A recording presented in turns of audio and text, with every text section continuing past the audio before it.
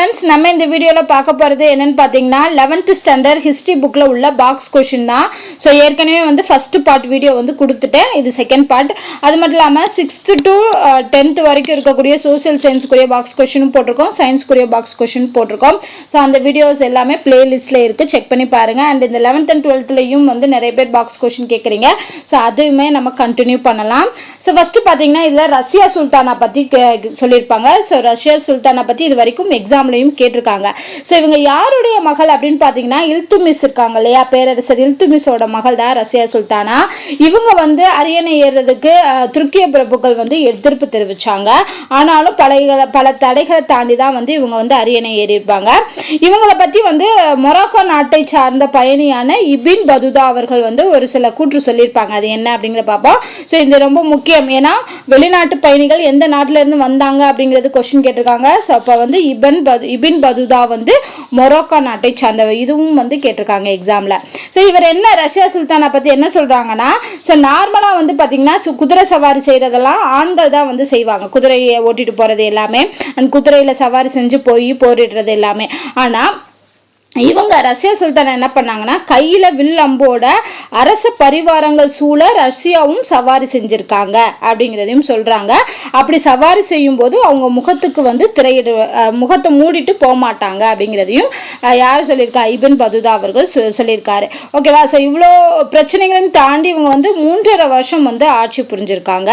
அது மட்டும் இல்லாம இவங்க வந்து ஜலாலுதீன் யாகுத் அப்படின்னு சொல்லக்கூடிய ஒரு அடிமையை, அபிசீனிய நாட்டோட அடிமையை வந்து குதிரை இலாய பணித்துறை தலைவராக வந்து பதவியில வச்சிருந்தாங்க இவங்களோட ஆட்சியில. ஓகேவா. சோ அதுக்கப்புறம் இவங்க 2 பேத்துக்கும் இருக்கக்கூடிய பிரச்சனையை வச்சு என்ன பண்ணாங்க, இவங்கள பதவியில இருந்து விலக செஞ்சாங்க. அதாவது ரஷ்யா சுல்தானாவை பதவியில இருந்து விலக செஞ்சாங்க. ஆனாலும் பாத்தீங்கன்னா விலக செய்யறதுக்காக நிறைய முயற்சிகள் பின்னாடி எடுத்துக்கிட்டாலும் மக்களோட ஆதரவு வந்து இவங்களுக்கு இருந்திருக்கு. அதுக்கப்புறம் வந்து பாத்தீங்கன்னா தெற்கு பஞ்சாபில் கலாச்சார ஆளுநர் அல்துனியாவை தண்டிப்பதற்கு அவர் நடவடிக்கை மேற்கொண்டிருந்த சந்தர்ப்பத்தை பயன்படுத்தி இவரை வந்து பதவியில இருந்து விலக்கியிருக்காங்க. ஸோ ரஷ்யா சுல்தானா பொறுத்த அளவுக்கு இல்துமிஸோட பொண்ணு இவங்க. அது மட்டும் இல்லாம இவங்களை பத்தி டீட்டெயில் சொன்னவர் யாருன்னு பாத்தீங்கன்னா மொராக்கோ நாட்டை சார்ந்த இபின் பதுதா அப்படிங்கிற பயணி சொல்லியிருப்பாரு. 3.5 வருஷம் வந்து ஆட்சி செஞ்சிருக்காங்க. அது மட்டும் இல்லாம இவங்க ஆட்சியின் போது குதிரை இலாய பணித்துறை தலைவராக இருந்தவர் வந்து ஜலாலுதீன் யாகுத் அப்படிங்கிறவர். இந்த இன்ஃபர்மேஷன் மட்டும் தெரிஞ்சுக்கோங்க. அடுத்து பாத்தீங்கன்னா மங்கோல் அப்படிங்கிற பேர் வந்து எப்படி வந்துச்சுன்னு சொல்லியிருப்பாங்க. மங்கோல்னா என்னன்னா மங்கோலிய மொழி பேசக்கூடிய அந்த நாடோடி மக்கள், மத்திய ஆசிய நாடோடி குழுக்கள் இருக்கக்கூடிய மக்களை சேர்ந்த அந்த குழுக்களை தான் வந்து மங்கோல் அப்படின்னு சொல்றாங்க. ஓகேவா. சோ இவங்க வந்து பாத்தீங்கன்னா 12ஆம் நூற்றாண்டுல செங்கிஸ்கான் தலைமையில ஒரு பெரிய ஆட்சியை இந்த மங்கோலியர்கள் வந்து நிறுவிருக்காங்க அப்படின்னு சொல்றாங்க. ஸோ இவங்க எந்தெந்த பகுதிகள் எல்லாம் ஆட்சி செஞ்சிருக்காங்கன்னா சீனா, கொரியா, தென்கிழக்கு ஆசியா, பாரசீகம், நம்ம இந்தியா, மத்திய கிழக்கு நாடு, கிழக்கு ஐரோப்பா, இது எல்லாத்துலயுமே இவங்களோட ஆட்சி வந்து இருந்திருக்கு. அது மட்டும் இல்லாம இவங்களோட குதிரைகள் வந்து ரொம்ப வேகமா போகக்கூடியது. அது மட்டும் இல்லாம சிறந்த குதிரைப்படை உத்திகள், நிறைய டெக்னாலஜி எல்லாம் ஏற்கக்கூடிய மனப்பான்பு அவங்களுக்கு வந்து அப்பயே இருந்திருக்கு அப்படின்னு சொல்றாங்க. இந்த செங்கிஸ்கானோட திறனும் மங்கோலியர்களோட வெற்றிக்கு காரணமாக கூறப்படுகிறது. சோ மங்கோலியர்கள் அப்படின்னோடனே நமக்கு யாரோட பேர் ஞாபகம் வரணும், செங்கிஸ்கான் அவர்களோட பேர் வந்து ஞாபகம் வரணும். ஜிசியா ஜிசியாங்கிறது ஒரு வகை வரின்னு சொன்னோம் இல்லையா, அது என்னன்னா இஸ்லாமிய அரசுகளால் அவர்களோட நிலத்துல வாழும் இஸ்லாமியர் அல்லாத குடிமக்களுக்கு தலைக்கு இவ்வளவு அப்படின்னு சொல்லி விதிக்கப்பட்ட ஒரு வரி தான் வந்து ஜிசியா. ஜிசியாங்கிறது இஸ்லாமியர் அல்லாத மக்களின் மீது விதிக்கப்பட்ட வரி. ஓகேவா. சோ இதன் மூலம் அவர்கள் உரிமைகள் வந்து உறுதி செய்யப்பட்டன. இந்தியாவில் முதன்முறையாக இஸ்லாமியர் அல்லாதோர் மீது ஜிசியா வரியை விதித்தவர் யாரு அப்படின்னு கேட்டீங்கன்னா குதுப்தீன் ஐபக். ரொம்ப முக்கியம். ஸோ ஜிசியாங்கிறது இஸ்லாமியர் அல்லாதவர்கள் மீது விதிக்கப்பட்ட வரி. அண்ட் அதை ஃபர்ஸ்ட் விதிச்சவர் யாரு அப்படின்னு பாத்தீங்கன்னா குதுப்தீன் ஐபக் அவர்கள். இந்த கொஸ்டினும் ரொம்ப முக்கியம். அடுத்து முகலாய அரசர் அக்பர் வந்து 16ஆம் நூற்றாண்டுல இந்த வரியை ஒழித்திருக்காரு, இதுவும் கேட்டிருக்காங்க. வரியை விதிச்சவர் குதுப்தீன் ஐபக், அந்த வரியை ஒழிச்சவர் அக்பர். ஓகேவா. அடுத்து 17ஆம் நூற்றாண்டுல அவுரங்கசீப் வந்து திரும்பி மீண்டும் அறிமுகப்படுத்தியிருக்காரு. அப்ப ஜிசியா வரியை பொறுத்த அளவுக்கு 3 பேர் ஞாபகம் வச்சுக்கணும். ஃபர்ஸ்ட் குதுப்தீன் ஐபக், 2வது அக்பர், அவர் தான் வந்து ஒழிச்சாரு. ஆனா திருப்பி வந்து யாரு கொண்டு வந்தாங்க, அவுரங்கசீப் வந்து கொண்டு வந்திருக்காரு. அடுத்து டில்லி சுல்தானிய ஆட்சியின் ஒட்டுமொத்த வரலாற்றில் ஆட்சி உரிமையை தாமாகவே துறந்து தில்லிக்கு வெளியே ஒரு சிறிய நகருக்கு சென்று முழுமையாக 30 ஆண்டுகள் மன நிறைவோடும் அதே மாதிரி அமைதியாகவும் வாழ்ந்த ஒரே சுல்தான் யாருன்னு பார்த்தீங்கன்னா சையத் வம்சத்தை சார்ந்த ஆலம் ஷா அவர்கள். ஓகேவா?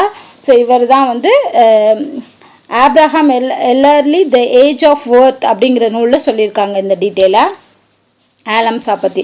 அடுத்து கலிஃபாங்கிற நகரம் வந்து பாத்தீங்கன்னா முகமது நபியோட வாரிசாக கருதப்படும் கலிஃபாக்கள் ஒட்டுமொத்த இஸ்லாமிய உலகின் குடிமை மதம் தொடர்பான விவகாரங்களின் மீது அதிகாரம் செலுத்தி வந்திருக்காங்க. 1658 பாக்தாத் நகரை வந்து மங்கோலியர்கள் கைப்பற்றினாங்க. அது வரைக்குமே வந்து கலிஃபா மக்கள் தான் இந்த நகரை ஆட்சி செஞ்சிருக்காங்க. ஓகேவா? ஸோ கலிஃபாக்கள் வந்து பாக்தாத் நகரை வந்து ஆட்சி செஞ்சிருக்காங்க மங்கோலியர் வர்றதுக்கு முன்னாடி வரைக்கும். அதுக்கப்புறமா எகிப்துல 1516-17 அந்த ஆண்டுகள்ல வந்து ஆட்டோமானியர் வெற்றி பெறும் வரை ஆட்சி செஞ்சிருக்காங்க. அதுக்கப்புறம் வந்து ஆட்டோமானிய சுல்தான்களே அந்த பதவியை வைத்து வந்திருக்காங்க. ஆட்டோமானிய பேரரசு நீக்கப்பட்டு முஸ்தபா கமால் தூதுர்களின் தலைமையில் துருக்கிய குடியரசு உருவான போதுதான் இந்த கலிஃபா பதவிங்கிறது ஒழிக்கப்பட்டது. அடுத்து சுல்தான் ஃபெரோஸ் துக்ளக் தெரியல, ஃபெரோஸ் துக்ளக். இவர் வந்து பாத்தீங்கன்னா ஏகப்பட்ட அடிமைகளை வச்சிருந்தாரு அப்படின்னு சொல்றாங்க. அடிமைகளை வைத்திருந்ததற்காக புகழ் பெற்றவர் வந்து துக்ளக் தான். கிட்டத்தட்ட 1,80,000 அடிமைகளை வந்து ஃபெரோஸ் துக்ளக் வந்து வச்சிருந்தாரு. அதுல 12,000 பேர் வந்து கைவினை கலைஞர்கள், ஆர்டிஸ்ட். ஓகேவா? அது மட்டும் இல்லாம அவரது முதன்மை அமைச்சர் கான் ஜஹன் மக்பூல் அவர்கள் 2000க்கும் அதிகமான பெண் அடிமைகளை வச்சிருந்தாரு. சோ அடிமைகள் வைத்திருந்ததுக்காக புகழ் பெற்றவர் யாருன்னு கேட்டாங்கன்னா துக்ளக் அவர்கள். அடுத்து பாத்தீங்கன்னா குதுப் மினார். குதுப் மினாரை கட்டி முடிச்சவர் யாருன்னு பாத்தீங்கன்னா இல்துமிஸ். அவர் கட்டி முடிக்கும் போது அதோட உயரம் பாத்தீங்கன்னா 72.5 மீட்டர் தான் இருந்துச்சு. அதுக்கப்புறமா இவர் கட்டி முடிச்சதுக்கு அப்புறமா பழுது நீக்கும் பணியை யாரு பார்த்தாங்கன்னா ஃபெரோஷா துக்ளக் அவர்கள் பார்த்திருக்காரு. அப்படி பார்க்கும்போது அதோட உயரத்தை வந்து 74 மீட்டர் உயரமா வந்து உயர்த்திருக்காரு. அடுத்து இதுல பாத்தீங்கன்னா நிறைய படிகள் இருக்கு. 379 படிகள் கொண்ட மினார் இருக்கு. அது மட்டும் இல்லாம அந்த கோபுரம் வந்து சரிவாகவும் கோபுரத்தை சுற்றிலும் உள்ள சரிவான விளிம்புகளில் அலங்கரிப்புகள் ஒரு வளைவு தோற்றத்தை தருவதற்காக சிறப்பு. ஜஸ்ட் இது மட்டும் தெரிஞ்சுக்கோங்க. மெயின் வந்து இதுதான். கட்டி முடிச்சவர் வந்து இல்துமிஸ். அதுல பழுது பார்த்தவர் வந்து ஃபெரோஷா துக்ளக் அவர்கள். அடுத்து உள்ளாட்சி தேர்தல்களும் உத்திரமேரூர் கல்வெட்டும். இந்த கல்வெட்டு பேரை ஞாபகம் வச்சுக்கோங்க. இந்த கல்வெட்டுல வந்து யாரை பத்தின என்ன டீட்டெயில் இருக்கு அப்படின்னா சோழர் கால உள்ளாட்சி தேர்தல் முறையை அறிய முடிகிறது. ஸோ இது ரொம்ப முக்கியம். ஓகேவா? எக்ஸாம்ல கேட்டிருக்காங்க. சோழர் கால உள்ளாட்சி தேர்தல் முறையை பற்றி அறியக்கூடிய கல்வெட்டு எது அப்படின்னு கேட்டாங்கன்னா உத்திரமேரூர் கல்வெட்டு. இது மட்டும் தெரிஞ்சுக்கிட்டா போதும் இதுல. அடுத்து வரியாக வசூலிக்கப்பட்ட நெல்லை வந்து என்ன அலகுல அடிப்படையில வசூலிப்பாங்கன்னா களம் அப்படிங்கிற அலகு அளந்து போடுவாங்க. அந்த களம்ங்கிற அலகுல தான் வந்து நெல்லை வந்து வரியா வசூலிப்பாங்களாம். ஒரு களம்னா 28 கிலோ. ஓகேவா? ஸோ இதுவும் ரொம்ப முக்கியம், கேட்கலாம். நம்ம இப்ப சொல்றோம் இல்லையா, ஒரு படி அளவுன்னு சொல்லுவோம். அந்த மாதிரி ஒரு களம்னா எத்தனை கிலோனா 28 கிலோ. முதலாம் ராஜராஜன் தான் வரி வசூலை வந்து முறைப்படுத்தினார். யார் முறைப்படுத்திருக்காங்க அப்படின்னு பாத்தீங்கன்னா முதலாம் ராஜராஜ சோழன் தான் வரி வசூலை முறைப்படுத்தியிருக்காரு. ஒரு வேலினா 6.5 ஏக்கர் ஒரு வேலி நிலத்திற்கு 100 களம் வரியாக வசூலிக்கப்பட்டது. அப்புறம் வேலியின் அளவு என்பது மண் வளம் போகங்கள் ஆகியவற்றை பொறுத்து மாறுபடுகிறது. ஸோ ஒரு வேலிங்கிறது மண்ணை இதை வச்சு வேறுபடுது. ஸோ ஒரு வேலிங்கிறது எத்தனை ஏக்கர்னா 6.5 ஏக்கர். அடுத்து கங்கை கொண்ட சோழபுரத்துல ராஜேந்திர சோழன் மேற்கொண்ட பாசன பணி வந்து குறிப்பிடத்தக்கதுன்னு சொல்றாங்க. ஏன்னா ஏரியில வெள்ளம் ஏற்படுவதை தடுக்கும் நோக்கத்துடன் 16 மைல் நீளமுள்ள ஒரு உறுதியான கட்டுமானத்தை அவர் எழுப்பியிருக்கார். யாரு? ராஜேந்திர சோழன் அவர்கள். அடுத்து இந்த ராஜேந்திர சோழன் வந்து ஜலமய ஜெயஸ்தம்பம் அப்படின்னு சொல்லி அந்த கட்டுமானத்துக்கு பேர் வச்சிருக்காரு. ஸோ அவர் பேர் வச்சது வந்து ஜலமய ஜெயஸ்தம்பம் அப்படிங்கிறது. அதாவது இதுக்கு என்ன அர்த்தம்னா நீரில் கிடைத்த வெற்றியின் நினைவாக எழுப்பிய தூண். அந்த இதுக்கு பேர் வந்து நீரில் கிடைத்த வெற்றியின் நினைவாக எழுப்பிய தூண் அப்படிங்கிறதா பொருள் இதுக்கு. 100 ஆண்டுகளுக்கு பிறகு இந்த இடத்துக்கு வந்த அரேபிய வரலாற்றாசிரியரான அல் பெருனி வந்து இக்கட்டுமான அமைப்பை கண்டு வியந்திருக்காரு. ஓகேவா? ஸோ யார் வந்திருக்காங்கன்னா அல் பெருனி அவர்கள் வந்திருக்காரு. எங்கள் மக்கள் அதனை கண்டு வியப்படைவார்கள், ஆனால் அதனை அவர்களால் விவரிக்க இயலாது, இது போன்ற ஒன்றை அவர்களால் கட்டவும் முடியாது என்று அல் பெருனி வந்து பதிவு செஞ்சிருக்காரு. ஸோ இந்த டீட்டெயில்ஸ் எல்லாம் எந்த புக்ல வந்திருக்குன்னா கிளிம்ஸ் ஆஃப் வேர்ல்டு ஹிஸ்டரி அப்படிங்கிற புக்கு. இதை எழுதினவர் நேரு. இந்த கொஸ்டினும் எக்ஸாம்ல கேட்டிருந்திருக்காங்க. கிளிம்ஸ் ஆஃப் வேர்ல்டு ஹிஸ்டரி அப்படிங்கிற புக்கோட ஆத்தர் யாருங்கிற மாதிரி கேட்டிருக்காங்க, நேரு அவர்கள். அடுத்து பிரகதீஸ்வரர் கோயில். ஸோ ராஜராஜேஸ்வரம் பிரகதீஸ்வரர் கோயில் அப்படின்னு அழைக்கப்படக்கூடிய கோயில் எதுன்னு பார்த்தீங்கன்னா தஞ்சாவூர் பெரிய கோவில். ஓகேவா? ஸோ இதோட பேர் தான் வந்து பிரகதீஸ்வரர் கோயில், ராஜராஜேஸ்வரம் அப்படின்னு சொல்றாங்க. அண்ட் இது வந்து பாத்தீங்கன்னா சிறந்த கட்டடக்கலைக்கு ஒரு சான்றாக இருக்குது. ராஜராஜனோட ஆட்சி அதிகாரத்துக்கு தான் இந்த அதிகாரத்துக்கு இக்கோயில் அழுத்தமான சட்ட அங்கீகாரமாக இருந்திருக்கு. ராஜராஜ சோழனோட ஆட்சி நடந்திருக்கு, அது எவ்வளவு அழகா நடந்திருக்கு அப்படிங்கிறதுக்கான ஒரு எடுத்துக்காட்டை இந்த கோயிலை சொல்றாங்க. இதுல வந்து பாத்தீங்கன்னா கருவறையின் மீது அமைக்கப்பட்ட 190 அடி உயரத்தாலான விமானம், ஓகேவா, 80 டன் எடை கொண்ட மூடிய அமைப்பை கொண்டது. அந்த விமானம் வந்து 80 டன் எடை கொண்டதுன்னு சொல்றாங்க. அது மட்டும் இல்லாம கருவறையோட வெளிச்சுவர்ல நிறைய சிற்பங்கள் உருவங்கள் வந்து பொறிச்சிருக்காங்க. அதுல வந்து பாத்தீங்கன்னா லட்சுமி, விஷ்ணு, அர்த்தநாதீஸ்வரர், அப்புறம் வந்து பிச்சாடனார், பிச்சை ஏற்கும் கோலத்தில் உள்ள சிவன். ஓகேவா? ஸோ இந்த உருவங்கள் எல்லாமே கருவறையோட சுவற்றில இருக்குன்னு சொல்றாங்க. அடுத்து புராணங்களிலும் காவியங்களிலும் காணப்பட காட்சிகளை வந்து சுவரோவியங்களாகவும் சிற்பங்களாகவும் இந்த கோயிலோட சுவற்றில வந்து காட்சி அளிக்கிறது. சோழ ஆட்சியாளர்களோட சமய கருத்தியலை இவை வெளிப்படுத்துகின்றன சொல்றாங்க. அது மட்டும் இல்லாம நிறைய இருக்கு. அதாவது நடன பெண்கள், இசைக்கலைஞர், இசை ஆசிரியர்கள், இவை நாடு என்ற பகுதியை சேர்ந்த பல குடியிருப்புகளிலிருந்து தேர்வு செய்யப்பட்டு கோவில்களோடு இந்த பகுதியை இணைச்சிருக்காங்க. அது மட்டும் இல்லாம பக்தி பாடல்களை பாடுவதற்காக பாடகர்கள் வந்து நியமிக்கப்பட்டிருக்காங்க இந்த கோயில்ல அப்படிங்கிறதையும் சொல்றாங்க. ஸோ பிரகதீஸ்வரர் கோயில் அப்படின்னா தஞ்சாவூர் பெரிய கோவில். அடுத்து மணிமேகலை இயற்றியவர் யாருன்னு பாத்தீங்கன்னா சீத்தலை சாத்தனார். இவர் வந்து மதுரையை சார்ந்தவர் அப்படிங்கிறத கொடுத்திருக்காங்க. அடுத்து சைவ துறவியான திருஞான சம்பந்தர் அரிகேசரியை சமண மதத்திலிருந்து சைவ மதத்திற்கு மாற்றினார். இது ரொம்ப முக்கியம். ஸோ அரிகேசரிய சமண மதத்திலிருந்து சைவ மதத்துக்கு மாற்றியவர் யாருன்னு பாத்தீங்கன்னா திருஞான சம்பந்தர் அவர்கள். பாண்டிய நாட்டுக்கு வருகை தந்த வெனிஸ் நாட்டு பயணி இல்லைன்னா இத்தாலி நாட்டு பயணி யாருன்னு பாத்தீங்கன்னா Marco polo. So Marco polo எந்த நாட்டை சார்ந்தவர்னா இத்தாலி. ஓகேவா? நேர்மையான நிர்வாகத்துக்காகவும் வெளிநாட்டு வணிகர்களை சிறந்த முறையில் நடத்தியதற்காகவும் பாண்டிய அரசை பாராட்டியிருக்காரு. ஸோ அப்போ மார்க்கோ போலோ யாரை பாராட்டியிருக்காருன்னா பாண்டியர்களை. உடன்கட்டை ஏறும் வழக்கம், அரசர்கள் பின்பற்றிய பலதார மனமுறை ஆகியவை மார்க்கோ போலோவின் பயண குறிப்புகளில் பதிவு செய்யப்பட்டிருக்கு. அடுத்து பாண்டியர் கால குதிரை வணிகம் குறித்து யாரு பதிவு செஞ்சிருக்காங்க அப்படின்னா வாஷாப் அப்படிங்கிறவர் வந்து பதிவு செஞ்சிருக்காரு. இவர் என்ன சொல்றாருன்னா காயல் மற்றும் இந்தியாவின் பிற துறைமுகங்கள்ல ஏறத்தாழ 10,000 குதிரைகள் வந்து இறக்குமதி செய்யப்பட்டிருக்கு அப்படின்னு சொல்லியிருக்காங்க. அவற்றில் 1400 குதிரைகள் வந்து யாருக்கு சொந்தமானவை அப்படின்னா ஜமாலுதீன் அவர்களுக்கு சொந்தமானவை. குதிரையோட சராசரி விலை எவ்வளவுனா 220 செம்பொன் தினார்கள் வந்து கொடுத்து குதிரையை வாங்கிட்டு போயிருக்காங்க அப்படிங்கிற குறிப்பும் சொல்லியிருக்காங்க. ஸோ இது எல்லாத்தையும் சொன்னவர் வந்து வாஷாப் அவர்கள். ஸோ இது ரொம்ப முக்கியம். குதிரை வணிகம் என்பது எங்க இருந்திருக்கு அப்படின்னா காயல், மெயினா காயல் துறைமுகத்துல அப்படின்னு சொல்லலாம். சிந்தாமணி, மயிலாப்பூர், திருவெற்றியூர், அப்புறம் திருவாடனை, மகாபலிபுரம் ஆகியவை சுறுசுறுப்பான கடல் வணிக மையங்களாக இருந்தன என்பதை கல்வெட்டுகள் வாய்கள். ஸோ இதெல்லாமே கடல் வணிக மையங்களா இருந்திருக்கு. அடுத்து விஜயநகர அரசர்கள் வந்து வராகன் என்று குறிப்பிடப்பட்ட தங்க நாணயங்களை அதிகமா வெளியிட்டிருக்காங்க. ஸோ இது ரொம்ப முக்கியமானது. விஜயநகர அரசர்கள் வெளியிட்ட தங்க நாணயத்தோட பேர் வந்து வராகன். ஓகேவா? இதுவும் எக்ஸாம்ல கேட்டிருக்காங்க. அதாவது இது என்னன்னா தமிழில் பொன் என்றும் கன்னடத்தில் கொன்னு என்றும் குறிப்பிடப்பட்டுள்ளது. தங்க நாணயம் இல்லையா? ஸோ அதனால வராகன்.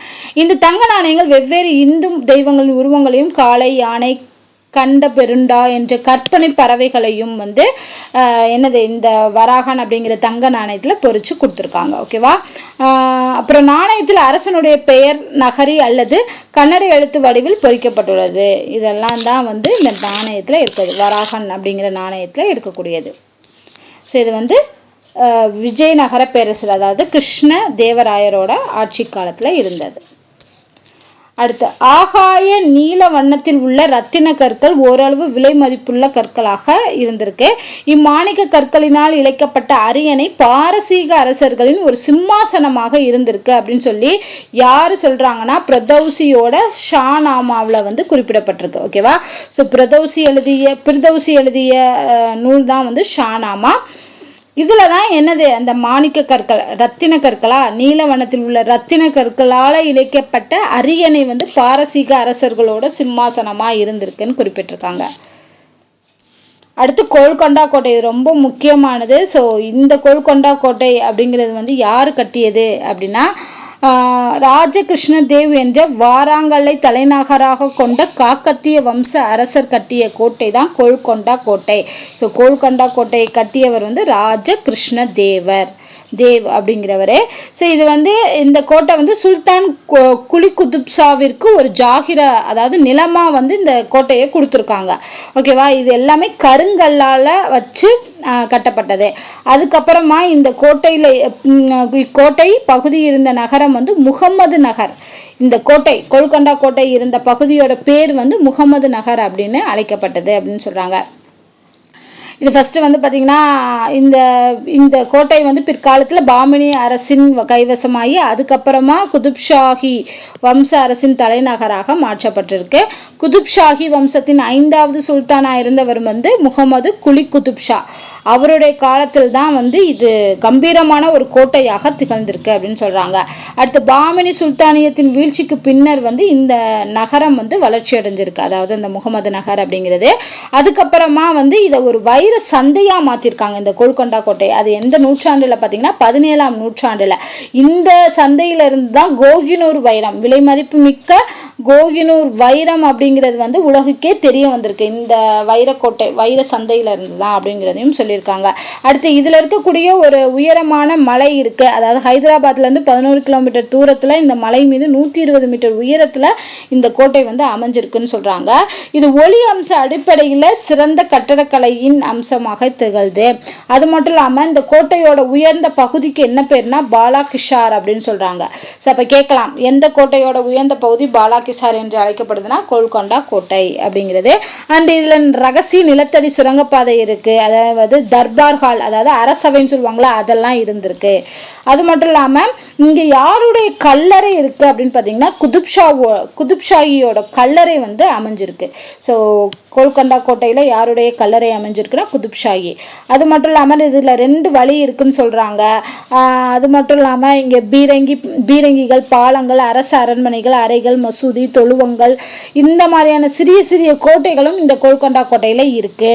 இதோட நுழைவாயிலுக்கு பேரு என்னன்னு பாத்தீங்கன்னா பதே தர்வாசா இல்லைன்னா வெற்றியின் நுழைவாயில் அப்படின்னு அழைக்கப்படுது.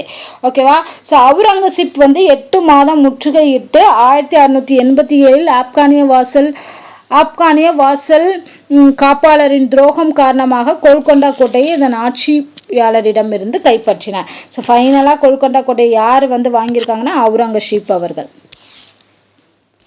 அடுத்து ராமநாதபுரம் புதுக்கோட்டை சிற்றரசுகள் பத்தி சொல்லியிருப்பாங்க. இதுல இருந்து போன தடவை கேட்ட எஸ்ஐ எக்ஸாம்ல இந்த ஒரு கேள்வி வந்துருந்துச்சு, நான் மென்ஷன் பண்ணியிருக்கேன் இல்லையா.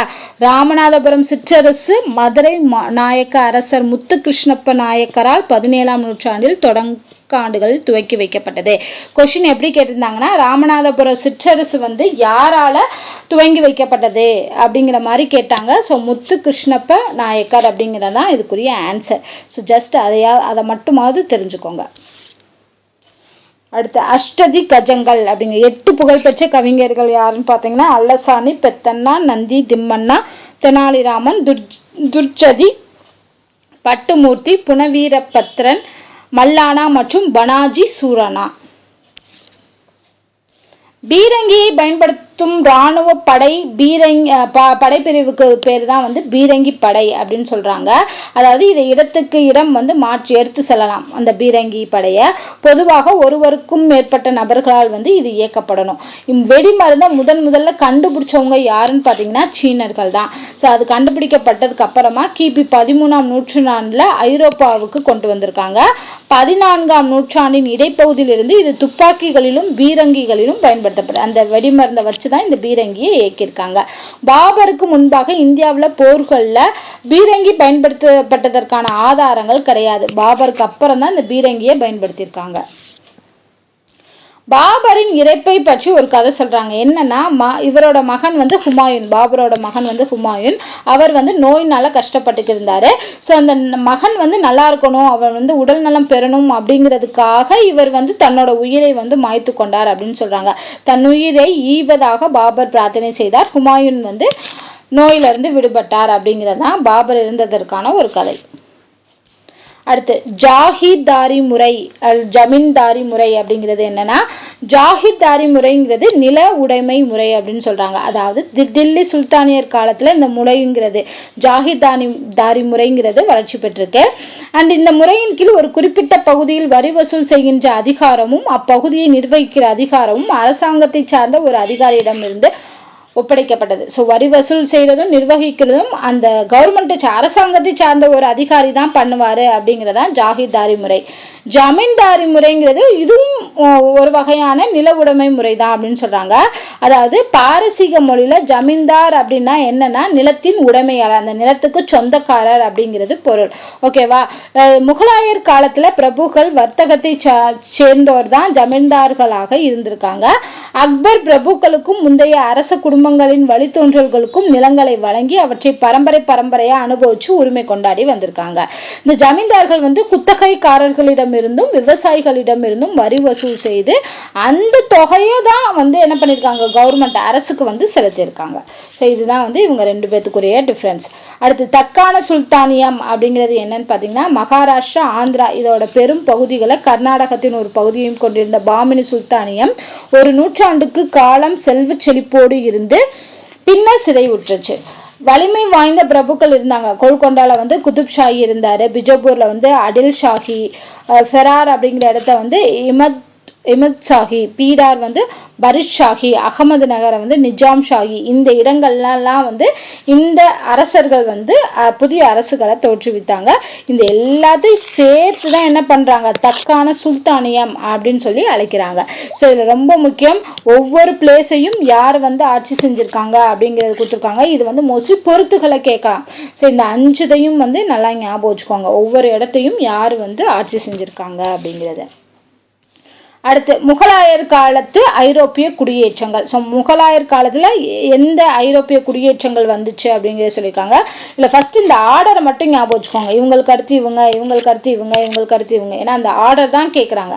ஃபர்ஸ்ட் போர்ச்சுகீசியர்கள், அப்புறம் டச்சுக்காரர்கள், அப்புறம் டேனியர்கள், அடுத்து பிரெஞ்சுக்காரர்கள், ஃபைனலா ஆங்கிலேயர்கள். இந்த வரிசையில தான் ஐரோப்பிய குடியேற்றங்கள் வந்து முகலாயர் காலத்துல நடந்துச்சு அப்படிங்கிறது. அடுத்து தில்லி அரியணைக்கான வாரிசுரிமை போரில் அவுரங்கசீப்பிடம் தோற்றுப்போன தராஷுகோ தத்துவஞான இளவரசர் என அறியப்பட்டிருக்காரு. பல்வேறு பண்பாடுகளை உரையாடல்களுக்கு உறுதிப்படுத்திய அவர் இந்து மதத்திற்கும் இஸ்லாமியத்துக்கும் இடையே நெருங்கிய தொடர்புகள் இருப்பதை கண்டுபிடிச்சிருக்காரு. சமஸ்கிருத மொழியில் அமைந்த உபநிடதங்களை பாரசீக மொழியில மொழிபெயர்த்தவர் யாருன்னு பாத்தீங்கன்னா தராஷுகோ. அடுத்து தாஜ்மஹால் பத்தி சொல்லியிருக்காங்க. முகலாய கட்டடக்கலையின் சிறப்புமிக்க வடிவம் தான் தாஜ்மஹால். இது வந்து இந்திய பாரசீக இஸ்லாமிய கட்டடக்கலையோட கூட்டுக்கலை கலவைன்னு சொல்லலாம். என்னன்னா இந்திய பாரசீக இஸ்லாமிய கலைகளின் கூட்டுக்கலவை அப்படிங்கிறதா நம்ம தாஜ்மஹால். 1612 வந்து திருமணமானதில் தொடங்கி 1631 குழந்தை பேரின் போது மரணம் அடையும் வரை இணைப்பிரியாமல் உற்று துணையாய் இருந்த தனது மனைவி மும்தாஜுக்கு அலியா புகழை அளிப்பதற்காக ஷாஜஹான் அவர்கள் கட்டினதான் இந்த தாஜ்மஹால் அப்படின்னு சொல்றாங்க. பாரசீக வம்சாவளியை சார்ந்த இந்தியராகிய உல்தத் அஹமத் லஹாவ்ரி அப்படிங்கிறவர் தான் வந்து கட்டடக்கலை நிபுணராய் இருந்து இந்த இதை வடிவமைச்சிருக்காரு. ஸோ தாஜ்மஹாலை வடிவமைத்தவர் யாருன்னு பாத்தீங்கன்னா உஸ்தத் அஹமத் லஹாவ்ரி அப்படின்னு சொல்லக்கூடியவர். அது மட்டும் இல்லாம இவ்வளாகம் தலைவாயில், தோட்டம், மசூதி, கல்லறை, மாமடம், அதை வந்து மினார் என்றழைக்கப்படக்கூடிய 4 கோபுரங்கள் சுத்தி இருக்கும். இது எல்லாம் வந்து வடிவமைக்கப்பட்டிருக்கு. 1632 கட்டிட வேலைகள் வந்து தொடங்கியிருக்குன்னு சொன்னாங்க. 1632 தான் தொடங்கியிருக்கு. இந்தியா, பாரசீகம், உதுமானிய பேரரசு, ஐரோப்பா இங்க இருந்துலாம் வந்து 20,000க்கும் மேற்பட்ட தொழிலாளர்கள் வந்து கல்லறை மாடப்பணியை வந்து 1638-39 அந்த காலகட்டத்துல முடிச்சிருக்காங்க. அது மட்டும் இல்லாம அதுக்கு பக்கத்துல இருந்த கட்டடங்கள் எல்லாமே வந்து 1643ல தான் முடிஞ்சிருக்கு. அலங்கார வேலைகள் எல்லாமே 1647 வரைக்கும் தொடர்ந்துருக்குன்னு சொல்றாங்க. ஸோ கிட்டத்தட்ட பாத்தீங்கன்னா 1632ல ஆரம்பிச்சு 47 32னா இது ஒரு 8 இது ஒரு 7 கிட்டத்தட்ட 15 வருஷம் வந்து இதை கட்டியிருக்காங்க தாஜ்மஹால. அடுத்து கோல்கும்பாஸ் அப்படிங்கிறது 1480 முதல் 1686 வரை ஆட்சி செலுத்திய அடில் ஷாஹி மரபின் தலைநகர் வந்து பிஜப்பூர். ஓகேவா, இது கண்கவர் கட்டடங்களையும் மசூதிகளையும் தன்னகத்தை கொண்டதான் பிஜப்பூர். இந்த வம்சத்தோட 7வது ஆட்சியாளர் யாருன்னு பாத்தீங்கன்னா அடில் ஷா, முகமது அடில் ஷா. இவரோட மிடுக்கான கல்லறையே கோல்கும்பாஸ். அதாவது கோல்கும்பாஸ்னா வட்ட வடிவ குவிமாடம் அப்படின்னு பொருள். ஸோ இது யாருடைய கல்லறை அப்படின்னா அடில் ஷாவோட கல்லறை தான் இந்த கோல்கும்பாஸ். ஓகேவா, அடில் ஷா இதனை தனது வாழ்நாளிலேயே கட்டினார். இது அடர் சாம்பல் நிற கற்களால் கட்டப்பட்டு மேற்பூச்சு பூசி அலங்கரிக்கப்பட்டது. இது வெளிப்புறம் சாதாரணமாகவும் ஆனால் அழகு இருக்கிறதாகவும் அமைக்கப்பட்டது. கட்டிடத்தில் 4 வெளிமுனையிலும் எண்கோண கவிமாடம் உள்ளது. ஒவ்வொரு கவிமாடமும் 7 அடுக்குகளையும் ஒவ்வொரு அடுக்கும் பல சாளரங்களையும் கொண்டுள்ளது. ஸோ ஜஸ்ட் இதெல்லாம் தெரிஞ்சுக்கோங்க. இதோட நீளம் வந்து பாத்தீங்கன்னா 135 அடி, உட்சுவரி நீளம், உயரம் வந்து 178 அடி அப்படின்னு சொல்றாங்க. அண்ட் சற்று உயர்த்தப்பட்ட மேடையில் முகமது அடில் ஷா, அவர் மனைவி அருஷ் பிபி, அவரோட மகள், பேரனோட பெரிய மனைவி ரம்பா ஆகிய 5 கல்லறைகள் இருந்துச்சு. ஸோ மெயின் வந்து கோல்கும்பாஸ் வந்து பிஜப்பூர்ல அமைஞ்சிருக்கு. அது மட்டும் இல்லாம இது யாருடைய கல்லறை இங்க இருக்கு, கட்டினவர் யாரு அப்படின்னு பாத்தீங்கன்னா அடில் ஷா. கோல்கும்பாஸுக்கு என்ன பொருள்னா வட்ட வடிவ குவிமாடம் என்பது பொருள். ஸோ இதோட வந்து பார்த்தீங்கன்னா கிட்டத்தட்ட ஒரு 40 பாக்ஸ் கொஸ்டின் வந்து பார்த்துட்டோம். இன்னும் வந்து 30 இருக்கு. பார்த்துட்டோம் அப்படின்னா 11th ஹிஸ்ட்ரியில் இருக்கக்கூடிய பாக்ஸ் கொஸ்டின் வந்து ஃபுல்லாகவே கம்ப்ளீட் ஆயிடும். ஸோ இந்த வீடியோ உங்களுக்கு பிடிச்சிருந்தா லைக் பண்ணுங்க, ஷேர் பண்ணுங்க, மறக்காம நம்ம சேனலை சப்ஸ்கிரைப் பண்ணுங்க. நன்றி.